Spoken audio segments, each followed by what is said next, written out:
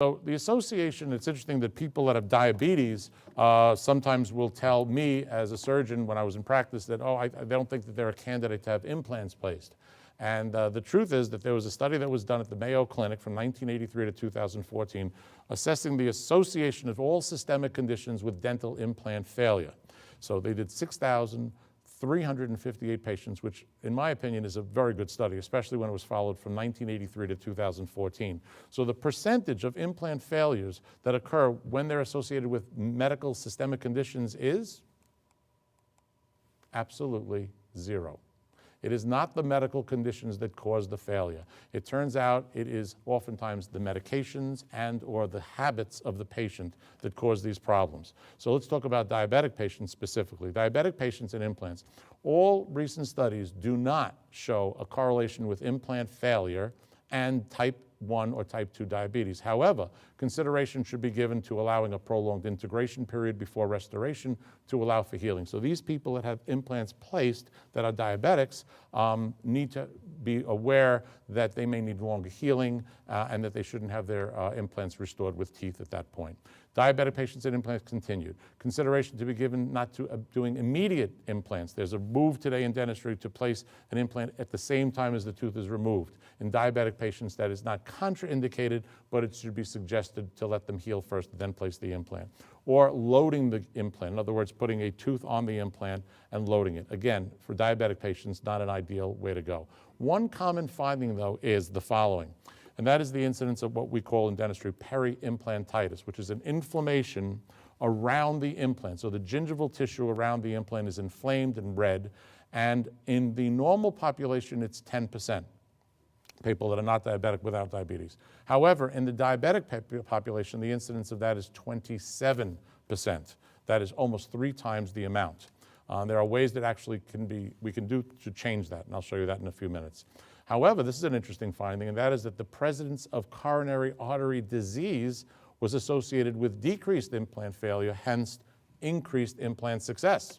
A diagnosis of diabetes, however, did not reduce survival rates for implants. It turns out in the recent Journal of Oral and Maxillofacial Implants, 2017, the efficacy of local and systemic statin delivery on the osseointegration of implants, they did a review and they found 18 studies, this was a meta-analysis, 18 studies showed that statin administration enhanced new bone formation around implants and bone implant contact. So patients taking statins actually had a higher success rate, and they even are doing some implants today by impregnating them with a statin drug before. These are the statin drugs that are being used today, which are oftentimes also being used in diabetics.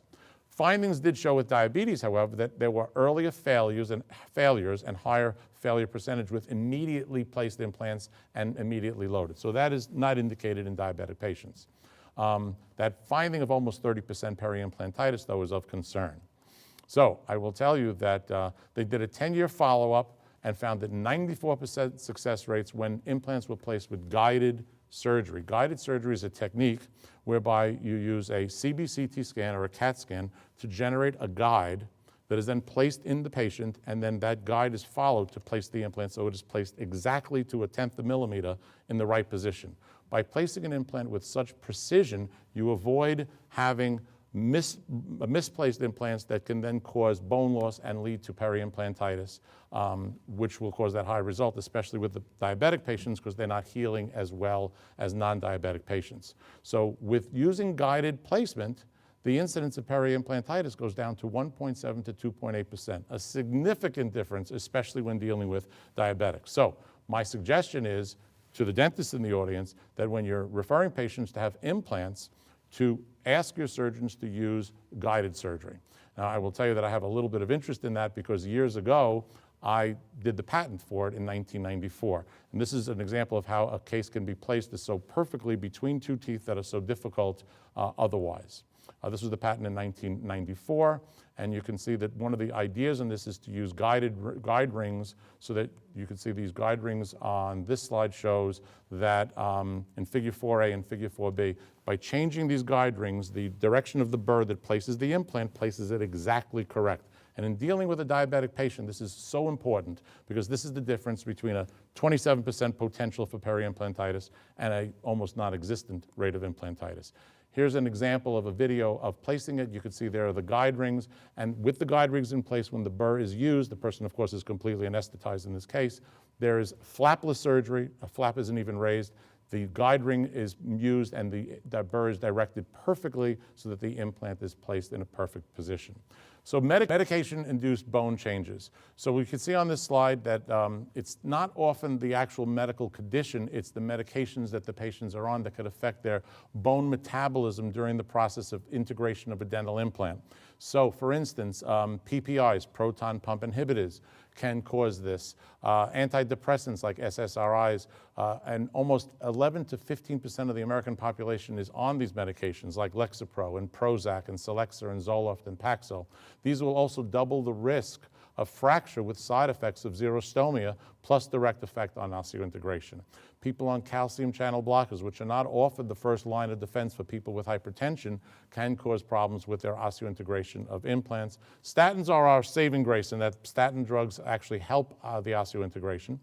Immunosuppressants obviously will affect healing and cause a problem with that. Birth control medication and also steroids will negatively affect the integration of dental implants. So these are new findings that we're finding now when we're seeing certain patients that have dental implant failures that they're on these medications. So the first one, we'll talk about the PPIs, the proton pump inhibitors.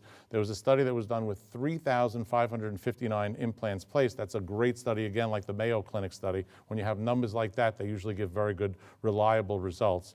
Showed an implant failure rate as high as 12%. Now, you know that we talk usually to our patients about implant failure rates of 2 or 3% in general, but now with this new information that we have about these medications, we should realize that that has to be modified. The hypothesis with the PPIs is that there's a reduced acidity in the stomach, which impairs calcium absorption.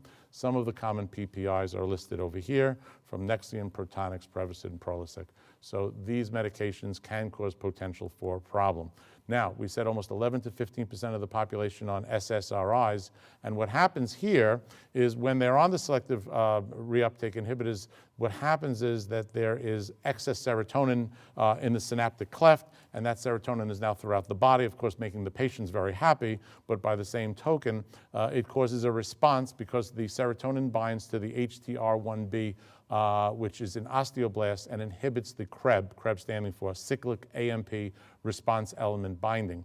That's a protein, and it results in there being reduced osteoblastic proliferation. So the actual healing of bone is affected when people are on SSRIs.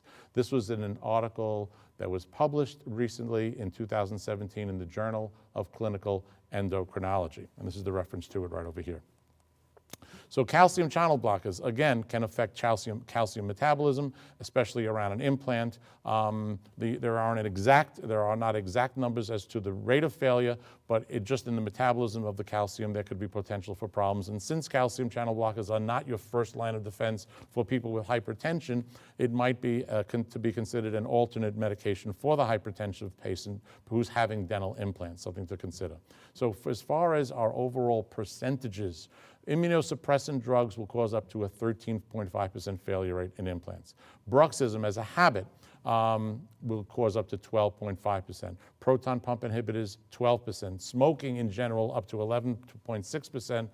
The implant length, meaning the shorter implants when placed, have a higher failure rate, usually because the shorter implants are placed in compromised ridges and bone to begin with. And the antidepressants, as we mentioned, which are such a high percentage of people using, 9.3% failure rates in dental implants. So a consideration when your patients are having implants and as physicians prescribing the medications if your patients are going to be having dental implants. So it is really more about the medications and the habits than the actual disease itself.